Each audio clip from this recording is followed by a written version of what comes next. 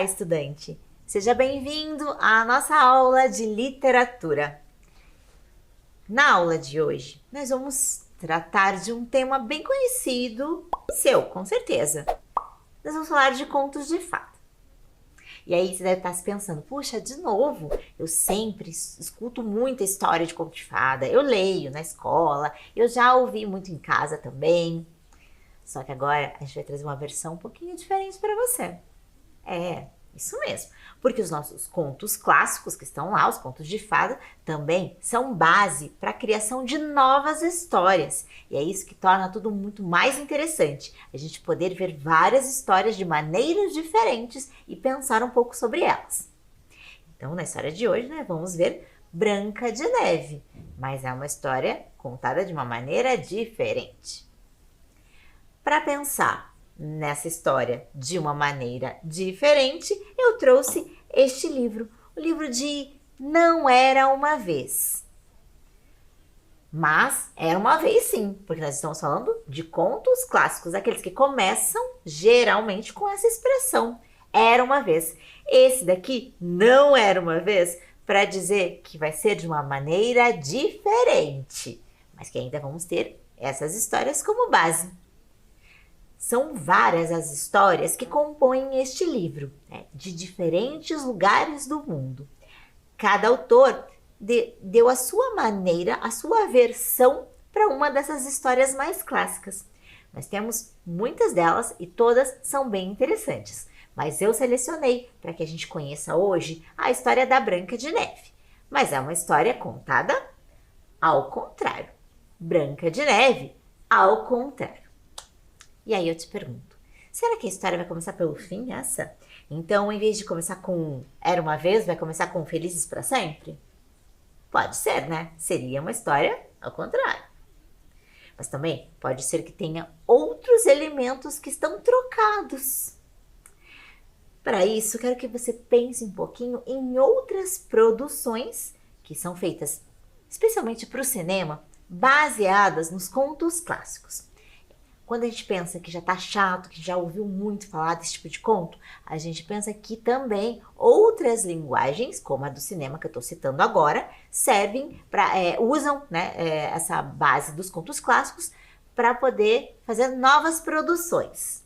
E eu vou te mostrar alguns exemplos para a gente pensar como que foram mudados alguns elementos da história, mas que a gente consegue identificar a história clássica. Vamos lá? Será que você consegue me ajudar? Vamos ver um filme aqui, para a gente começar a nossa discussão.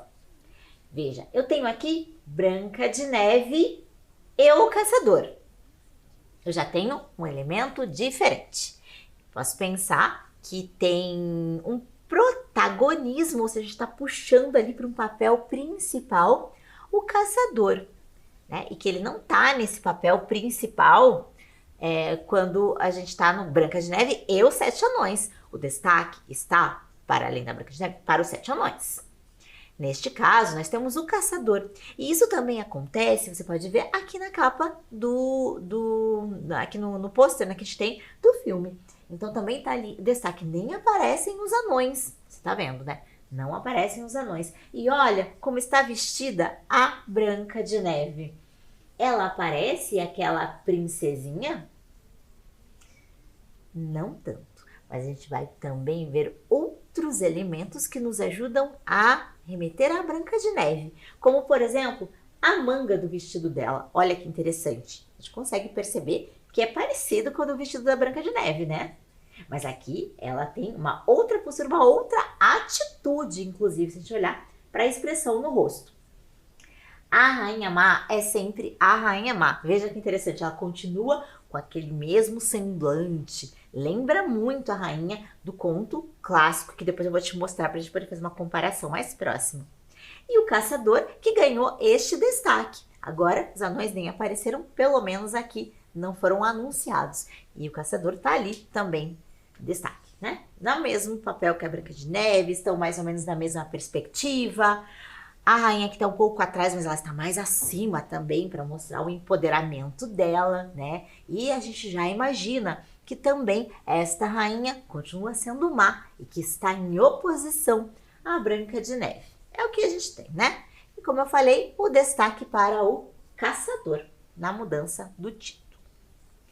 Nós temos outra produção também para o cinema que faz aí então uso de um outro título, mas com uma expressão muito usada lá na história da Branca de Neve.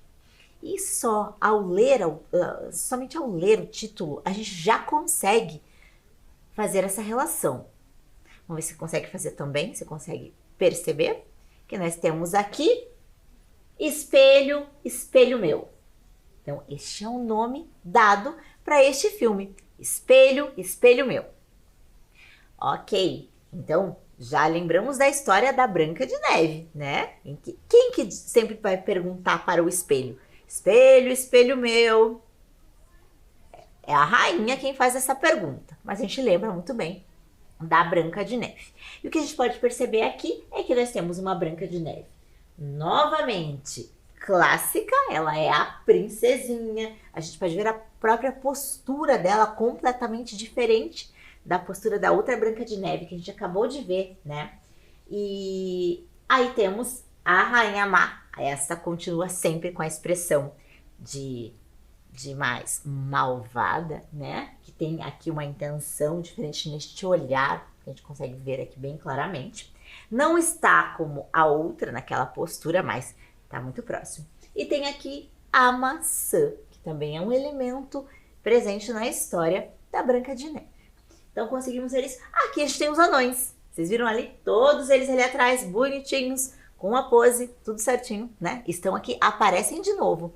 E nós temos uma outra informação um pouco abaixo que diz: a fábula da Branca de Neve ganha vida. Tá? Então vamos lá. Não estava viva antes a história? Claro que estava. Mas aí a gente vai mostrar de um outro jeito. A gente sabe também que é diferente, principalmente porque a gente tem um outro destaque. Lá naquele que a gente viu, tinha a figura do caçador, importantíssima. Aqui a gente tem a figura do espelho, também bem importante.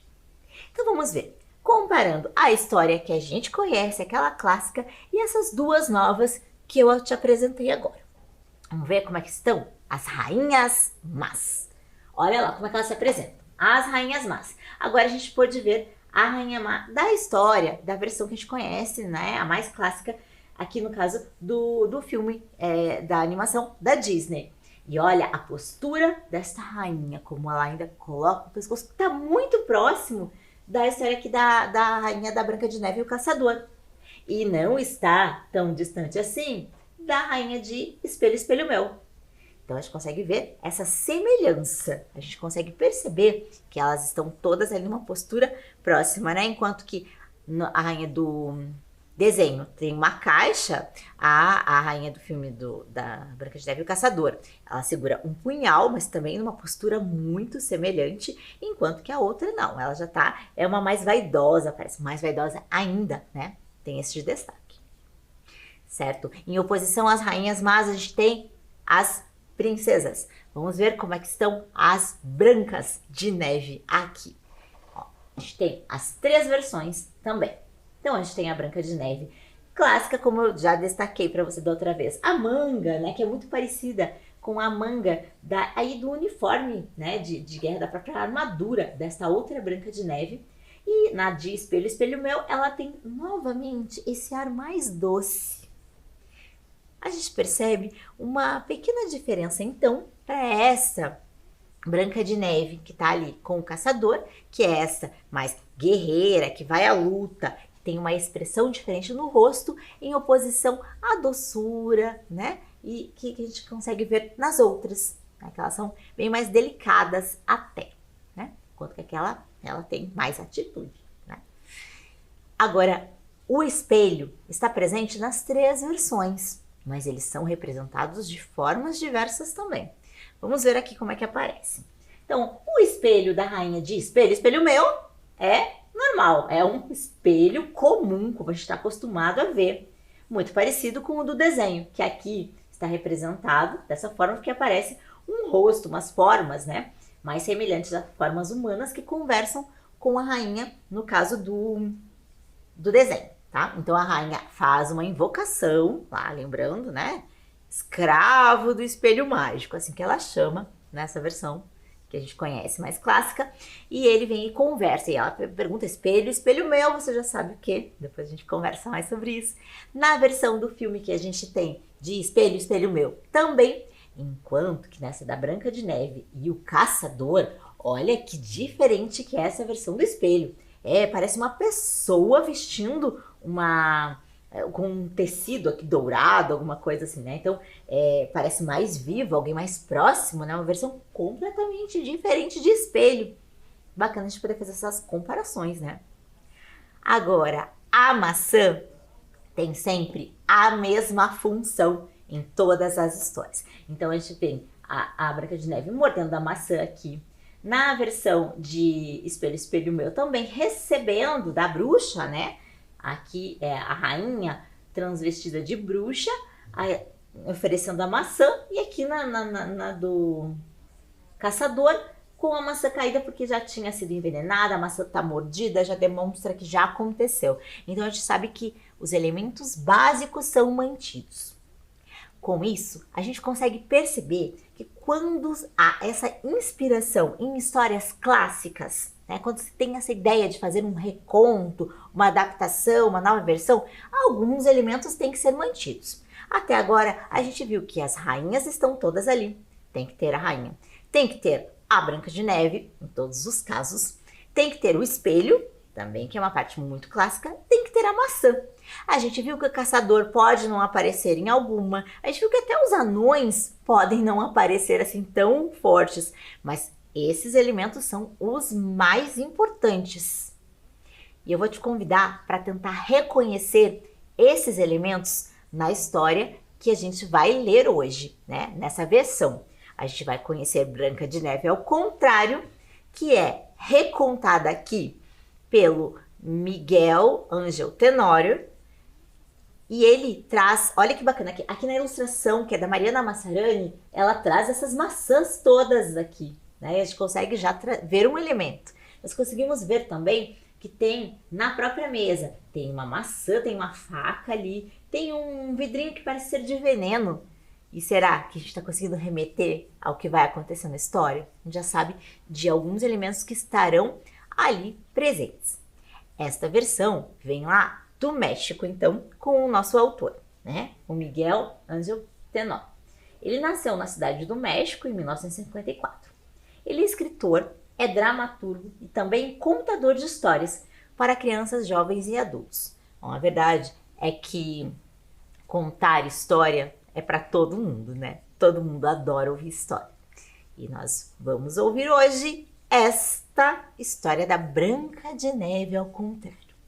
A história vai começar assim: espelho, espelho meu.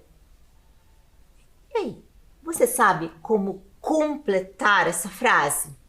Lembra lá da história clássica que a gente já conhece. Espelho, espelho meu. Espelho, espelho meu. Já sabe como é que continua? Então, eu vou pegar aqui no livro para continuar, para ver se é assim mesmo que essa história vai acontecer. Espelho, espelho meu. Quem é a queridinha do papai? Era isso? Mas nessa versão da Branca de Neve é ao contrário. Então, vamos ouvir como é que continua. Espelho, espelho meu. Quem é a queridinha do papai? Perguntava a Branca de Neve a todo momento, desde que soube que seu pai, o rei, ficou viúvo, iria se casar de novo. Só você, princesinha, só você é a queridinha do papai. O espelho sempre respondia enquanto ainda não tinha mudado para o palácio para morar com o rei. Porque quando a rainha for para o palácio, Branca de Neve perguntou: espelho, espelho meu, quem é a queridinha do papai? O espelho respondeu: era você, princesinha, a queridinha do papai. Mas agora ele tem duas em seu coraçãozinho. Não, gritou Branca de Neve. E a primeira coisa que pensou foi que precisava se livrar da malvada rainha. Caçador, me faça um favor, disse Branca de Neve a um homem que trabalhava no castelo. O que você quiser, princesinha, respondeu o homem, que a conhecia desde pequena. Eu quero que você leve para o bosque a perversa rainha que veio ocupar o lugar da minha mãe e quero que acabe com ela. O caçador arregalou os olhos porque não conseguia acreditar no que os seus ouvidos tinham escutado. Ele apertava a boca para impedir as palavras de saírem.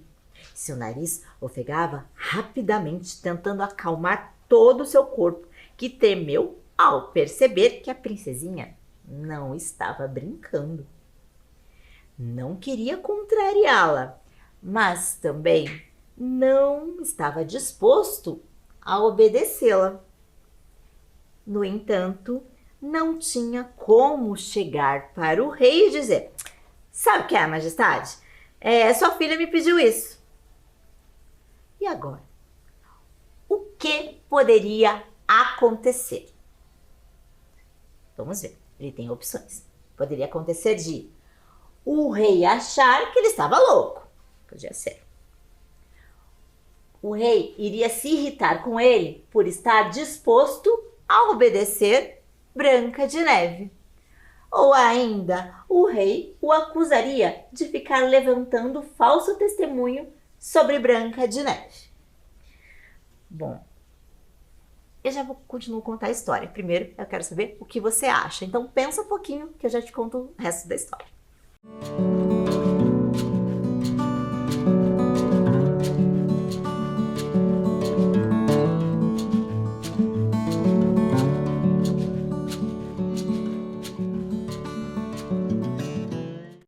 Certo. Então, as opções ali são as suposições, né? O que poderia acontecer diante disso? E o rei podia achar que ele estava louco mesmo, né? Se ele contasse o que a princesinha estava planejando, né? O rei podia se irritar também, né? Pensando que ele ia querer obedecer e matar a nova esposa dele. Né? Ou o rei ia dizer que ele estava inventando história, né? Sabendo disso,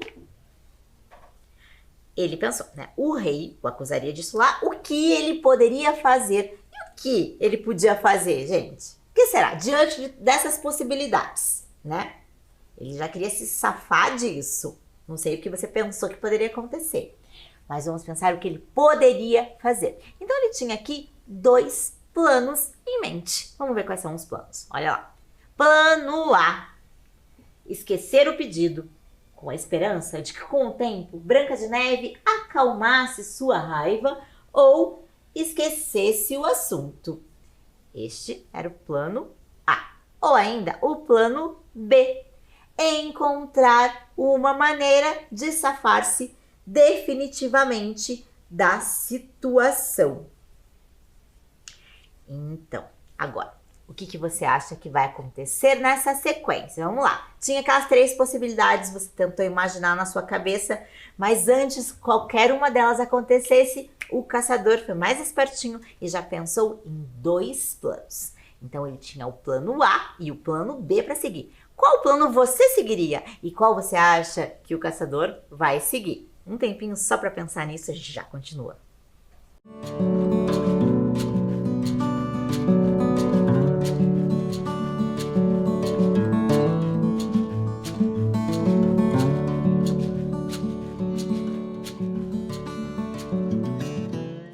Então, o plano A não funcionou.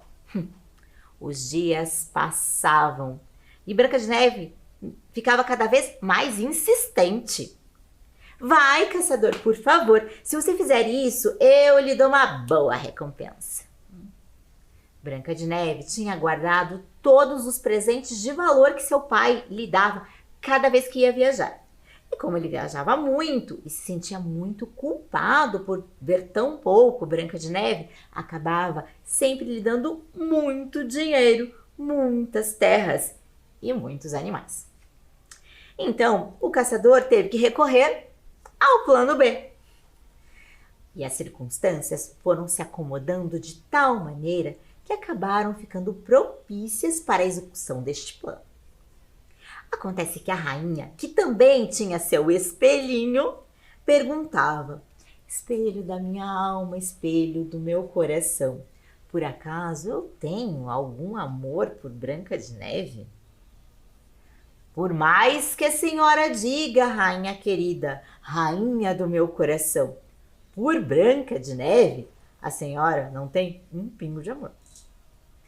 Acontece que a rainha, que não tinha filhos do seu casamento anterior, não estava acostumada a lidar com cara emburrada de crianças mimadas com as expressões de tédio dos mais mimados dos mimados e muito menos com as palavras realmente ferinas de Branca de Neve, que distraidamente dizia: mãe, só tem uma, mas madrastas tem de sobra.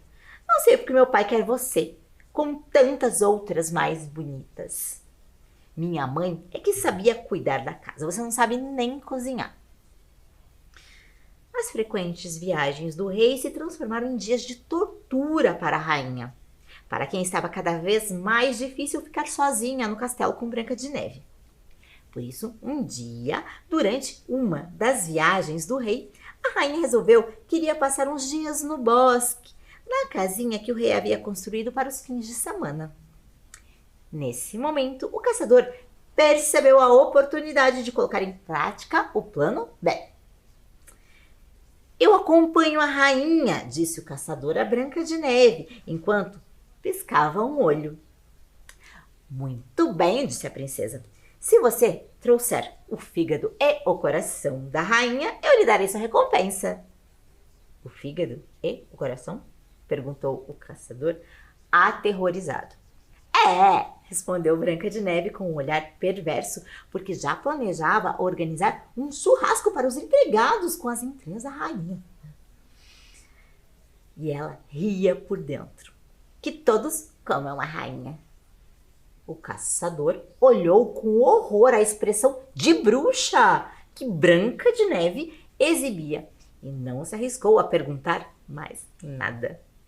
Colocou-se às ordens da rainha para acompanhá-la e foi para o bosque com ela.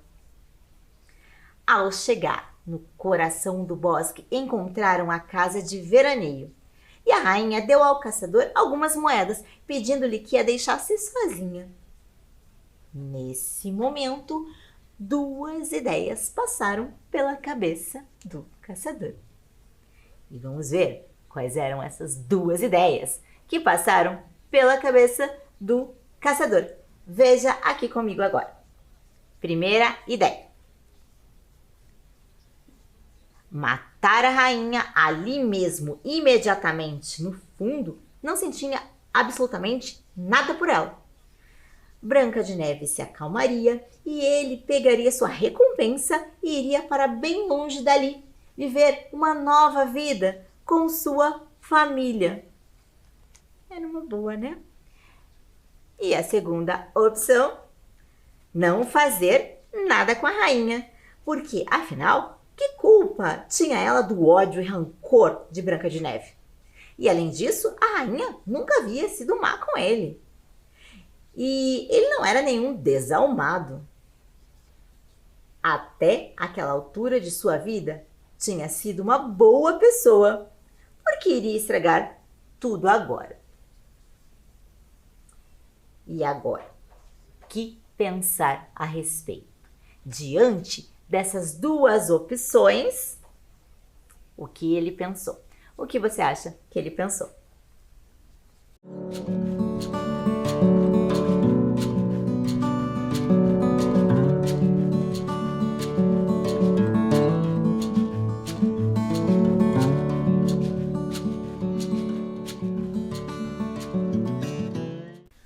O caçador então decidiu não fazer nada com a rainha.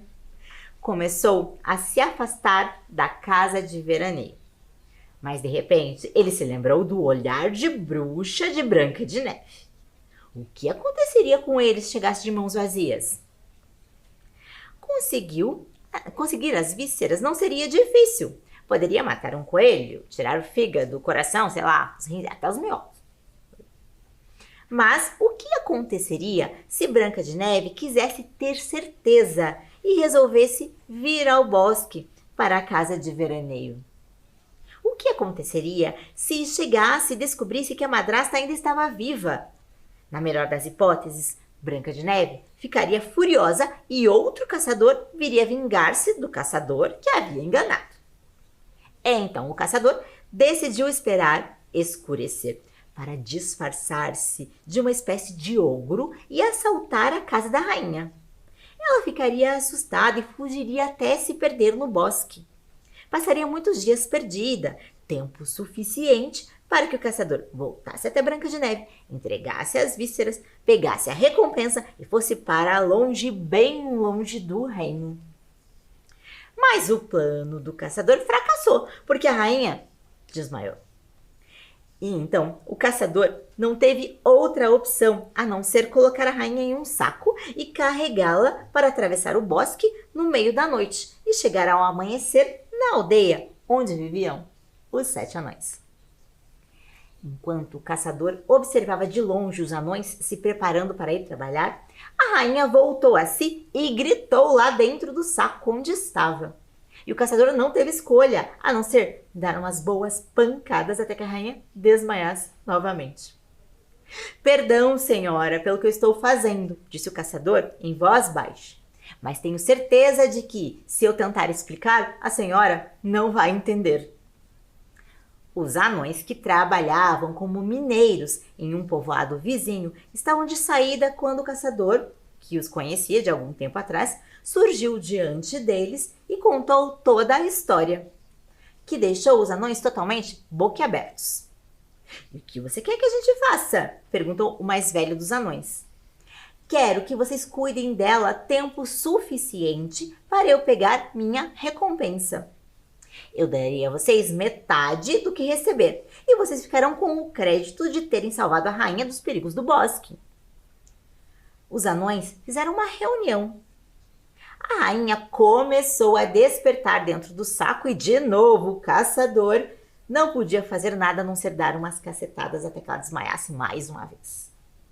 De minha parte, eu gosto da ideia de que saibam que somos bons, disse um dos anões. Nem o mais velho, nem o mais novo, mas o terceiro em idade.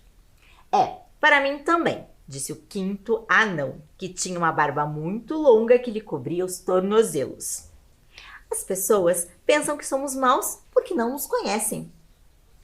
Por isso, sempre vivemos isolados, disse o anão, que era o segundo mais velho. Por isso nos pagam menos no trabalho.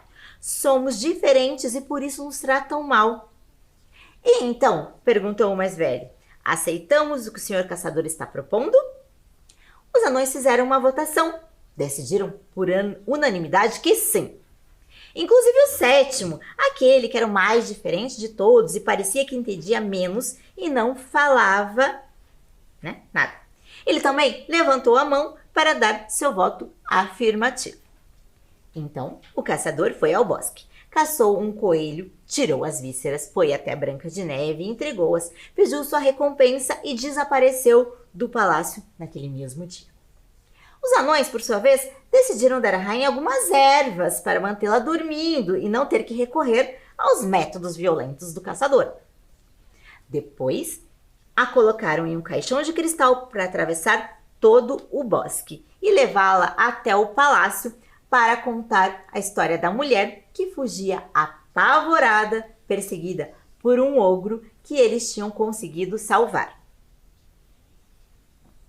Pelo menos isso era o que haviam planejado. No entanto, o plano não deu certo porque... Por que você acha que esse plano não deu certo? Bom, nós estamos mais ou menos no meio da nossa história e a continuação, o desfecho dessa bagunça toda, a gente vai ver na parte 2 da nossa história. Então não perca e a gente se encontra na nossa próxima aula. Então, até lá!